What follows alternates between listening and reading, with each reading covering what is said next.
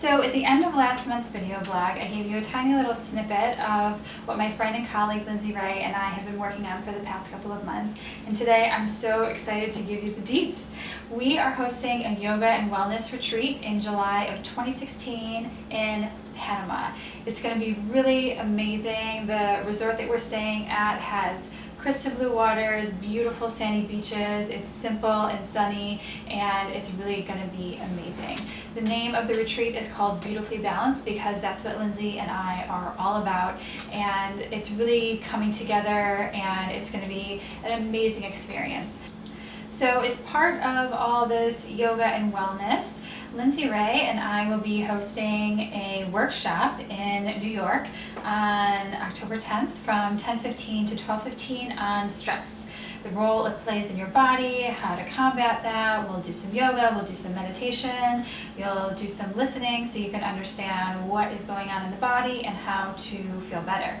So either go to my website or Lindsay's website to get some more information on the workshop and come join us.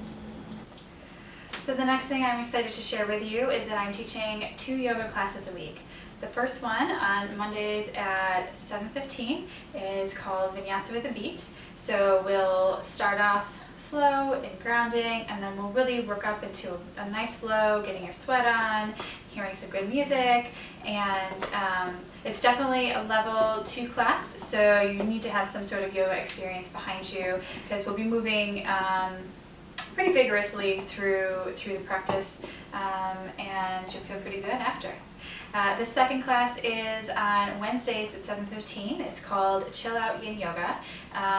And Yin Yoga is a little bit more, it's slow, it's more passive and a more meditative practice. It's on the floor and you're supported with props, bolsters, blocks, pillows, whatever you need to really allow your body to just rest into the pose, and works better when you can release into the breath and surrender to the pose. And I am now part of ClassPass, so if you are a member there, I'd love to see you on the mat.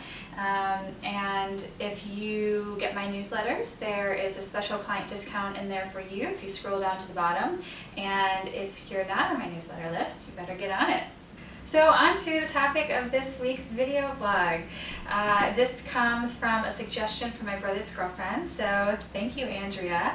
And she asked if I could give a few good stretches after a long day at your desk. I think this is a great suggestion and the perfect time to talk about it because summer's over, Labor Day's passed, everybody's back into their regular schedule of work, and it seems to be more time of focus, more crunch time, and so you're probably going to be spending more time sitting at your desk. So all these stretches are yoga poses. I find that when you can connect to the breath, you can calm the system down and really ground your body and find a really nice opening. My recommendation is that you might not need all of these stretches every day after work, but listen to your body and see what it needs. But try each one out because you might be surprised where you find tightness and which poses are more challenging than others. So the first exercise is going to stretch out the neck. I am sitting on a yoga block. You can also sit on a towel or a pillow just as long as your hips are above your knees and your shins are on the floor. So instead of curling the pelvis under, you want to have your sits bones behind you and reach one hand around to the hair at the nape of your neck and pull up. So this way the tip of the nose is in line with the tip of the ears. So you're going to mirror me. You're going to bring your left ear to your left shoulder and make sure it's directly side instead of deviating either way. So left ear to left shoulder, and then you want to reach your right fingertips down and out. If you reach them directly down, they're going to run into the floor, so you want to reach them out just a little bit. So here you're going to stay with the belly breathing, inflating the belly on the inhale and then relaxing the belly on the exhale for 90 seconds. You can also try bringing your nose down or bringing your nose up. And you'll feel when you do that that you hit different muscles and possibly different fibers of muscles. So try out whatever works for you and do that. The next exercise is Baddha Konasana, or butterfly. So you're going to bring your feet together and your knees apart. You can either stay on your block if you can keep your pelvis in the same place as it was before with your sits bones behind you, or you can take the block out and sit up. Take a nice inhale and lengthen the spine. Leave the shoulders down on the back. And then if this is good, you can stay here.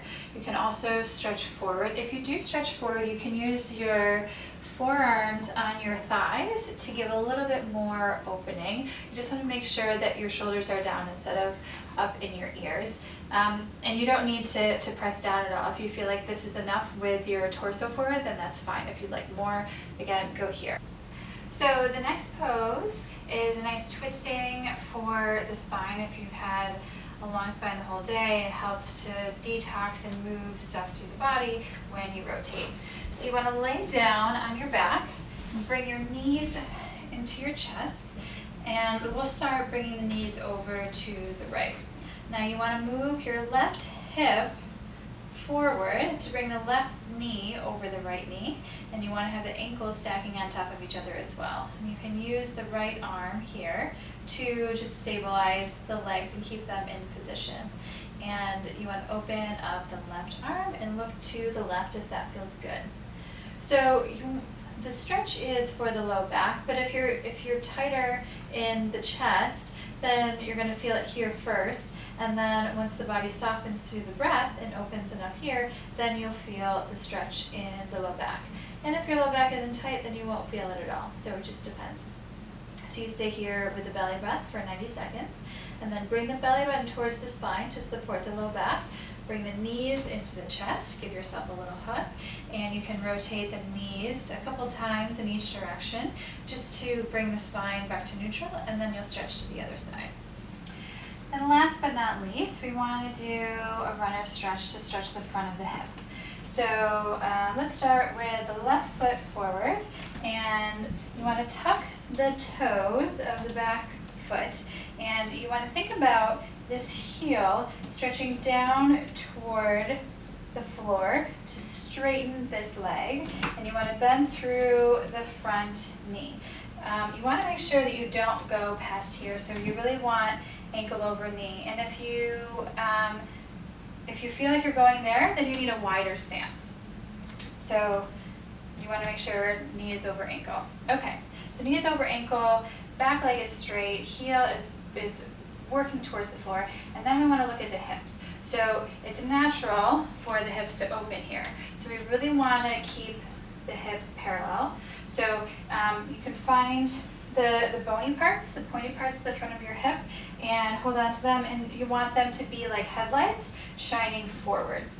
So shine them forward, and now bring a little tuck into the pelvis. You don't want to go forward like this because you see how that bends my back leg, but you just want it enough to have a more perpendicular pelvis, and you're looking to get a stretch into the front of the hip.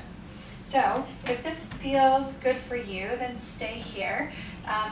It's kind of hard to breathe through the belly while you're bringing the belly button towards the spine. So I like to breathe through the sides of my ribs here. So my ribs are literally expanding to the side and coming back in. So this is the first part of it. If this is good for you, stay here. If you'd like a little more, it's probably easier to see it this way. I will go to the other side to get my other hip. So you're going to bring the same arm as back leg up, other hand on your hip.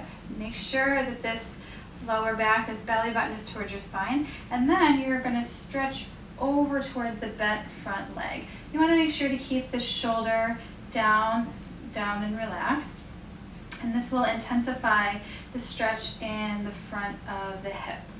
So whatever your variation, you just want to stay there for 90 seconds, and when you're ready, come out.